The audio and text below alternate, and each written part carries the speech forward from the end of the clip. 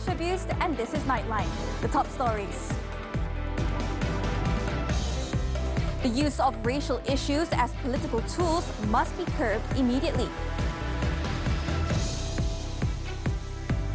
And almost 50% of individuals detained by MACC are civil servants.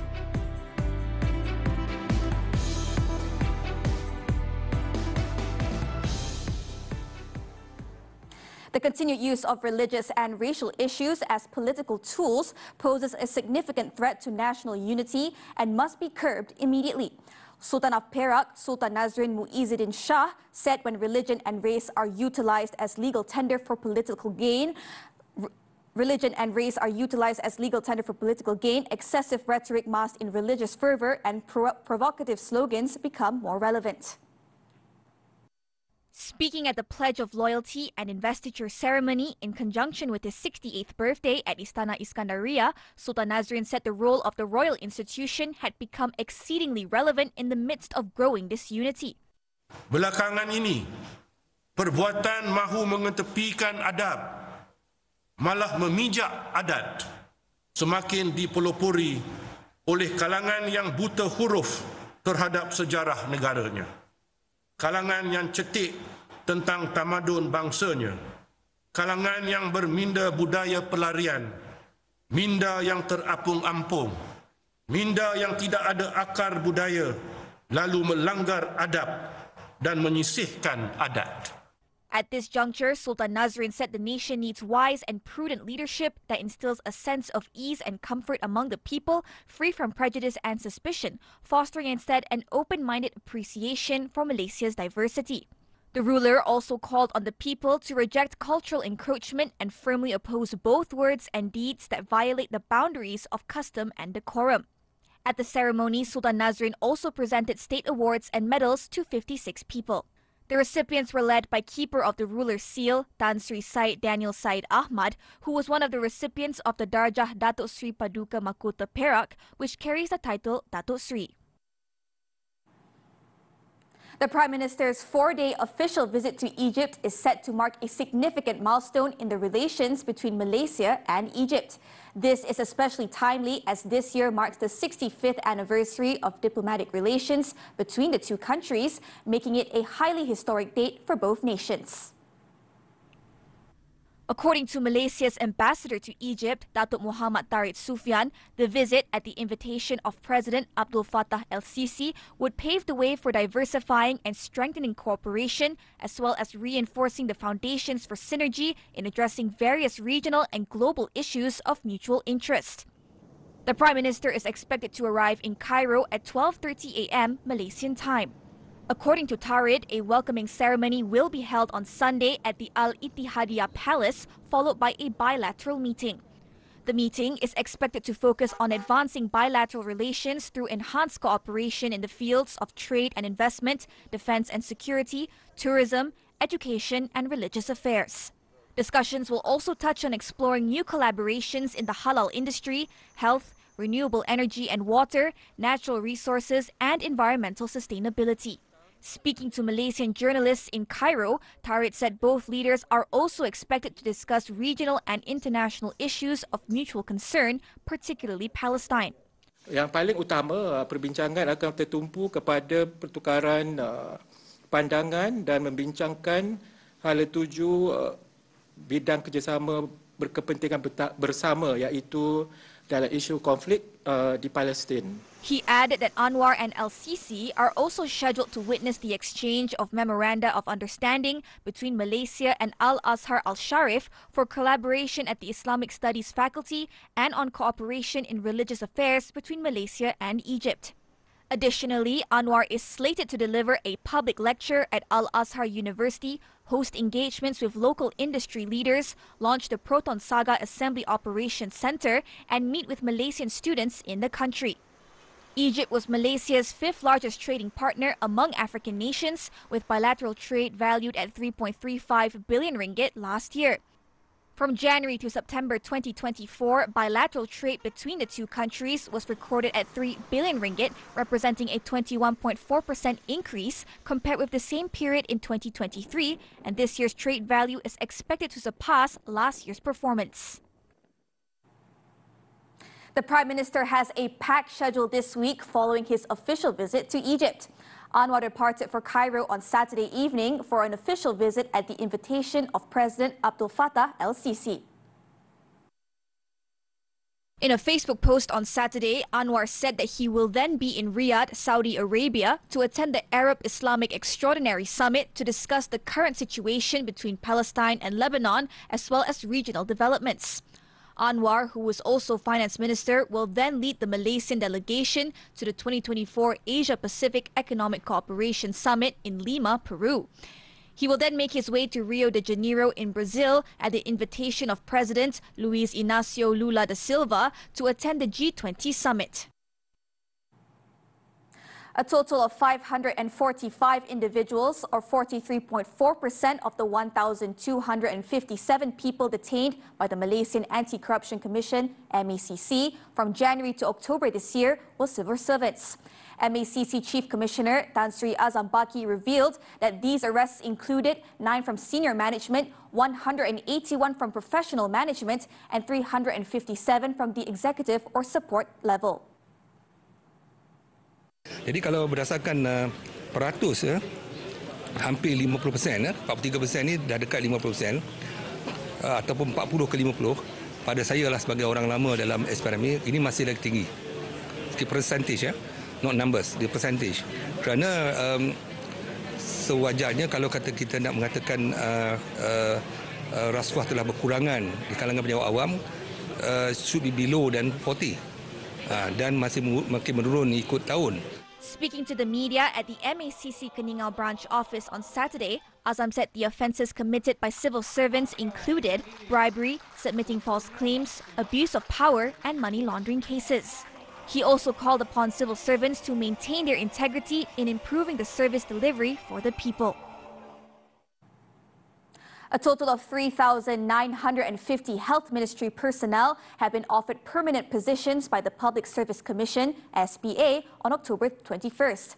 The number involves 3,200 medical officers, 350 dental officers, and 400 pharmacists. The Health Ministry said the date of appointment is according to the date they are to report for duty, which is on December 30th, or on another date approved by the head of department in the case the candidate requests a deferment. Placement assignments to facilities, meanwhile, will be managed by the State Health Department beginning December 23rd. Those who seek a change in placement may submit their requests through the designated channels. Transfer appeals can be submitted between November 5th and 11th for medical officers and November 5th to 15th for dental officers and pharmacists. Appeals may be considered based on certain factors, such as candidates pursuing approved specialization studies by the Ministry of Health, serious health issues affecting the candidate, spouse or child, and mutual transfer requests submitted by candidates. The Defence Ministry, MINDEF, is closely monitoring the Malaysian Armed Forces MAF personnel deployed on the Malaysian Battalion Malbat peacekeeping mission in Lebanon. Deputy Defence Minister Adli Zahari said that MINDEF maintains daily communication with Malbat to obtain updates regarding assignments, operations and the current situation in the country. Dalam tempoh ini kita dalam proses transisi untuk buat pertukaran anggota kita yang daripada Malbat 11 kepada Malbat 12. Kita akan teruskan proses ini dan dalam masa yang sama kita sentiasa di pihak MINDEF berkomunikasi dengan pihak anggota kita supaya secara harian supaya maklumat-maklumat itu dikemaskini dan dimaklum kepada Yang Berhormat Menteri dan kalau ada tindakan-tindakan kehadapan.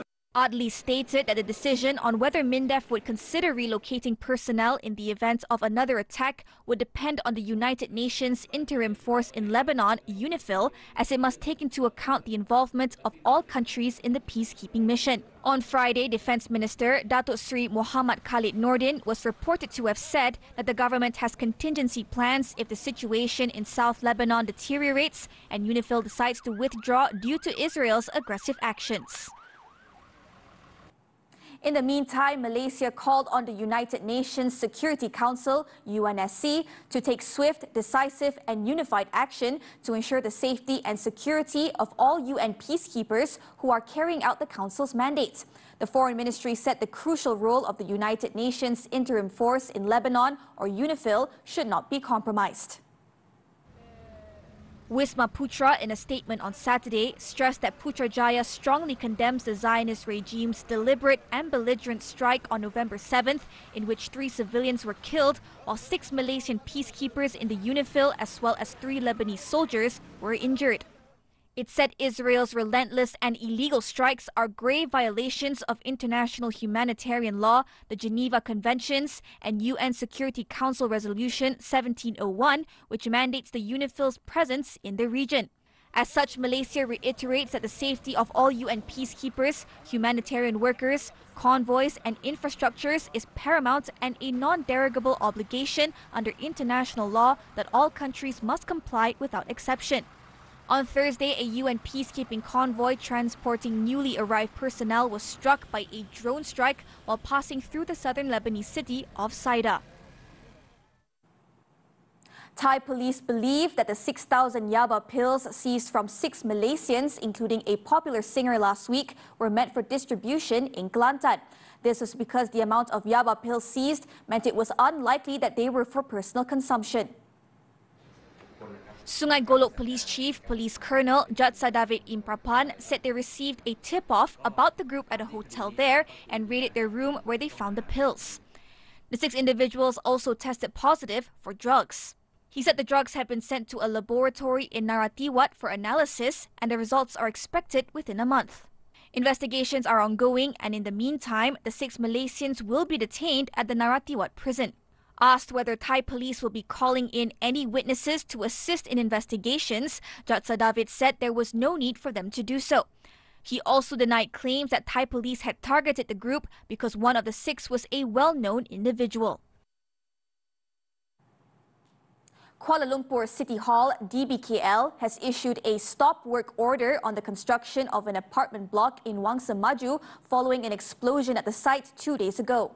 Work on Block C of the development was halted after residents of the nearby Wangsa Sari PPR filed complaints with DBKL over the explosion, purportedly due to structural failure of the building. Checks by DBKL found that the incident had caused cracks on the shear wall, pillars and floors of the units on the 8th floor and above at the block under construction. DBKL then ordered the contractors to appoint an independent engineer to conduct a structural integrity check on the entire development. In a statement, it said the cause of the explosion and structural failure have yet to be determined pending the structural integrity report, which will be submitted to DBKL. DBKL also ordered contractors to conduct rectification work based on the report's recommendations, saying the stop work order would remain in place until this was completed. Earlier, the project's developer acknowledged the viral videos and pictures of the project and maintained that all safety measures had been followed in its construction. In a statement on social media, the developer said it would team up with expert advisors and a special task force to obtain an accurate assessment of the project status. In Perak, 4 individuals were injured when a tour bus collided with a trailer on the North-South Expressway heading north near Gopeng on Saturday. In the 4 a.m. incident, the bus, which was carrying 41 passengers, including 5 children, were travelling from Malacca to Kedah. State Fire and Rescue Department Assistant Director of Operations, Sabarotzi Nur Ahmad, said 15 firemen from the Gopeng and Simpang Pulai fire station were dispatched to the scene after receiving an emergency call at 4:03 a.m. Upon arrival, rescuers discovered that the front section of the bus was crushed, believed to have crashed into the rear end of the truck. 4 passengers, comprising 3 women and a man, sustained minor injuries, while the other passengers were unhurt. No passengers were trapped and all passengers managed to exit on their own before the rescuers arrived at the scene. The injured passengers were provided initial treatment by the Emergency Medical Rescue Services team before they were sent to the hospital for further care.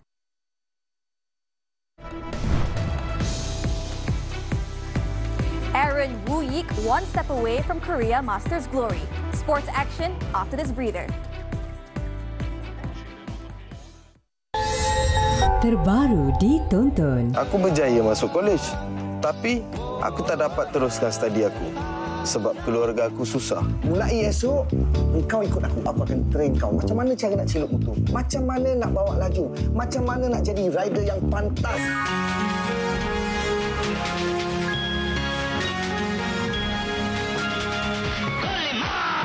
Waktu Hilal layan tonton sekarang. Semua favorit anda di sini. Cipta kejayaan dalam apa jua bidang yang diceburi. Kemampuan wanita cetus inspirasi. Orang sekeliling rasa macam I tengah downgrade diri I. Dia tak semua orang boleh bercerita pasal kesihatan wanita, especially daripada sudut perubatan, so you need the knowledge.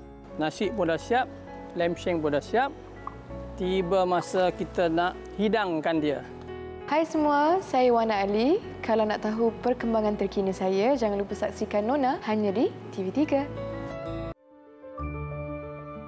Saya amat duka cita lah kerana isteri saya tiap-tiap hari mencuci kaki saya dan mengangkat saya untuk mandi kerana saya dah tak boleh buat apa tu, tak boleh berjalan.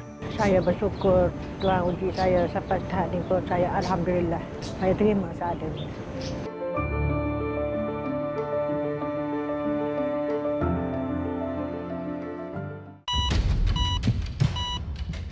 Kekal cakna, kekal sihat. Hello Doktor merungkai pelbagai persoalan kesihatan anda. Penyakit kronik, pemakanan, kesihatan mental, semuanya demi kesejahteraan anda. Setiap minggu bersama tenaga pakar kesihatan terbaik Malaysia, segalanya terjawab dalam Hello Doktor setiap Ahad 5.30 petang di TV3 dan stream juga melalui Tonton.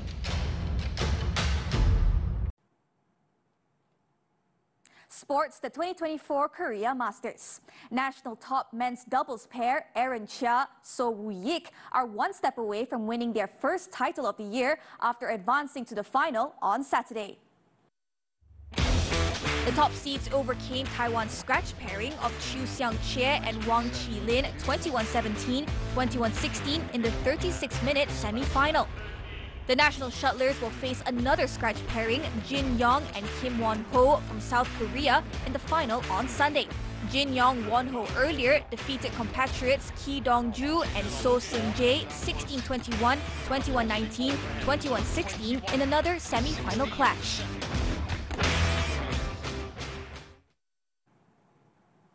Moving on to football, the Saudi Pro League. Al Hilal returned to the top of the standings after defeating Ettifaq 3-1 to rack up the pressure on under-fire coach Steven Gerrard. The league's top scorer, Alexander Mitrovic, opened the scoring just before half-time, adding to his tally of 11 goals in the league. The second goal came in the 81st minute after former Barcelona forward Malcolm remained composed in the box to dribble past the keeper before slotting it into the empty net. Just 3 minutes into injury time, Steven Gerrard's side was awarded a penalty after a handball by Joao Cancelo, which Vitino calmly converted from the spot kick. The home side, however, put the game to bed in injury time thanks to Al-Qahtani's strike. The victory put Al Hilal back at the top of the league, just 1 point ahead of Al Ittihad. Tennis now, the 2024 Riyadh WTA Finals. Coco Gauff defeated world #1 Aryna Sabalenka in their last four clash, setting up a clash against Chinese top player Zheng Qinwen in the final. The third-seeded American recorded the upset of the day as she claimed victory against the Belarusian in straight sets 7-6, 6-3. Alongside her victory over Iga Swiatek, the American now becomes the youngest to defeat the world #1 and #2 at the WTA Finals. Earlier, Chinese world #7 Zheng Qinwen dominated Krejcikova, beating her in straight sets 6-3, 7-5, recording 9 aces in the game. Zheng Qinwen and Coco Gauff will face off for the title on Sunday.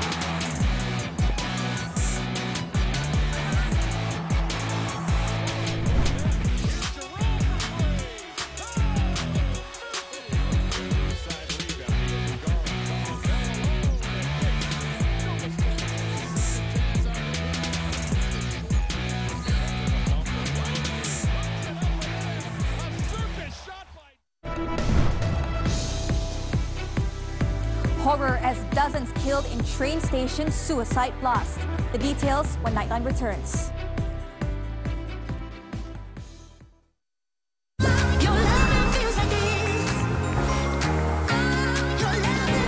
Promosi 11-11 Double Deal sudah bermula. Nikmati ganjaran, tawaran harga dan produk menarik bulan ini. Istimewa, dapatkan 11% wow cashback selama 3 hari sahaja. Jangan lepaskan peluang, jom berbelanja bermula 10 November ini. 11-11 Double Deal hanya di Wow Shop sekarang. Beli, jangan tak beli.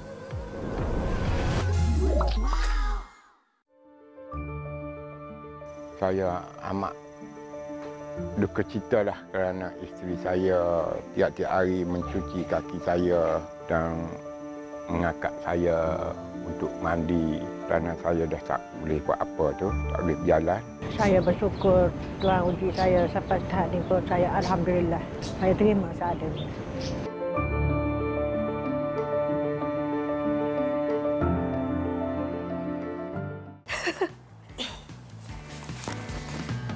Apa yang kelakar sangat tu, Kak? Ni tengah tengok drama baru dekat tonton ni. Macam seronok je cerita ni. Kalau nak tengok kat TV, boleh tak? Boleh je, Mak. Cari aplikasi tonton. Dah jumpa tu, tinggal buat turun je. Dah buka tonton, tekan butang sign in, nanti dia keluar macam ni. Dia ada bagi link. Tapi nak senang, invest je kod QR ni. Masukkan je ID dengan password. Sekarang ni tinggal cari snack dan main drama.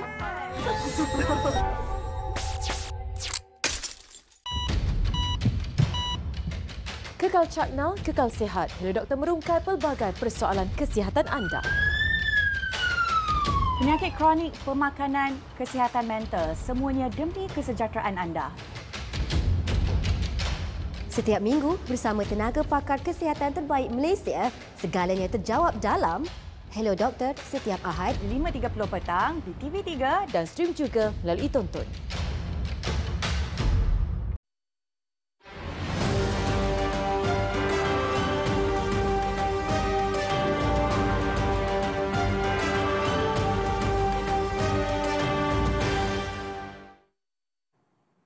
On to the foreign front. Former U.S. House of Representatives Speaker Nancy Pelosi said Democrats might have fared better in Tuesday's election if President Joe Biden had exited the race sooner. One of the most powerful politicians in Washington, Pelosi, told the New York Times on Friday that had the president gotten out sooner, there may have been other candidates in the race. She added that the anticipation was that if the president were to step aside, that there would be an open primary, arguing that Harris would have done well in such a primary process and it would have made her stronger going forward. Her remarks were the latest finger-pointing from Democrats after the party lost hold of the White House and potentially both chambers of Congress on Tuesday. Meanwhile, Harris's aides also laid the blame at Biden's feet and said he should have bowed out sooner. However, a former Biden aide was reported to have said that Harris was making excuses, while Pennsylvania Senator John Fetterman, a Democrat, blamed the election loss on those who plotted to oust Biden. Meanwhile, Democratic vice presidential nominee Tim Walz promised to defend Minnesota against anyone trying to bring a hateful agenda to the state after Donald Trump retook the presidency on Tuesday's election. The governor of Minnesota, Walz, told reporters on Friday that it is hard to lose and hard to understand why so many of their fellow citizens wound up choosing the other path. But look, folks, I just want to acknowledge the moment. It's hard. It's hard to lose. It's hard to understand while so many of our fellow citizens, people that we have fought so long and hard for, wound up choosing the other path. It's hard to reckon with what that path looks like over the next 4 years. So if you're feeling deflated, discouraged today, I get it. Despite the loss, Walz highlighted the common ground he believes exists among Americans, emphasizing shared desires for quality of life and security. He also pledged to defend Minnesota's policies on abortion rights, immigration and labor unions, which he sees as potential targets of the incoming administration. Dozens of people were killed in separate overnight airstrikes launched by the Zionist military on Lebanon, Syria and Gaza as it intensifies its attack on what it claims to be Hamas and Hezbollah positions. Israel launched 14 airstrikes on Beirut's southern suburbs late on Friday, shortly after Israel's military warned residents to leave parts of the area. Meanwhile, Lebanon's health ministry said at least 7 people, including 2 children, were killed in Israeli strikes on the southern city of Tyre yesterday, with rescuers still searching for missing people under the rubble. In Gaza, at least 14 Palestinians were killed in Israeli attacks on Gaza City and Khan Yunis, south of the Strip. 5 people were killed when the forces attacked the Fad al-Sabah school, housing displaced people in Gaza City's Jaffa Street, and 9 others were killed in Khan Yunis when Israeli planes bombed tents housing people there. The Israeli military claimed it was targeting Hamas positions in Gaza and Hezbollah in Lebanon. In Pakistan, terrorist group the Baluchistan Liberation Army has claimed responsibility for the attack that killed at least 24 people and wounded more than 40 others on Saturday following a bombing at a railway station in the country's restive Baluchistan province. According to authorities, the explosion happened as nearly 100 passengers waited on a platform at about 8:45 a.m. local time in Quetta for a train to Peshawar. Officials confirmed that 24 people were killed and about 50 injured in the blast. The explosion was thought to have been caused by a suicide bomber carrying 6 to 8 kilograms of explosives. In a statement released on social media, the terrorist group said it targeted a Pakistan military unit that was returning from Quetta after completing a training course. Meanwhile, the Baluchistan chief minister called the act deplorable and the perpetrators worse than animals. He said the authorities would pursue them and bring them to their logical end.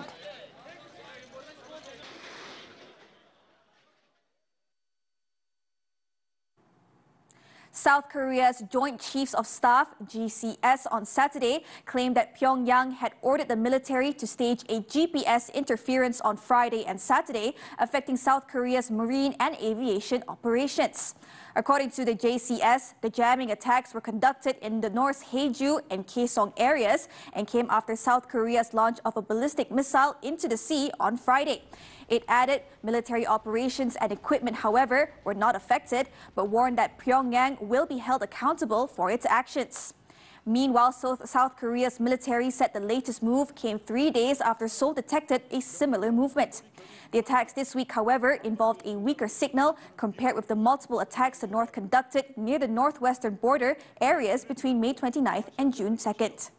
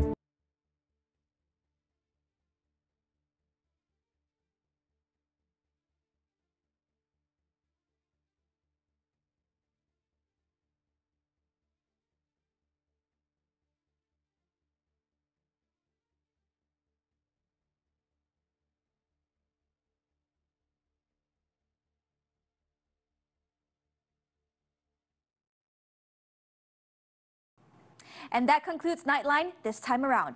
Before we leave, let's take a look as Team Australia secured their 5th consecutive Timber Sports Team World Championship in France, setting back-to-back world records on the way to their 9th title in the sport. With that, I'm Natasha. Thank you for watching and stay safe.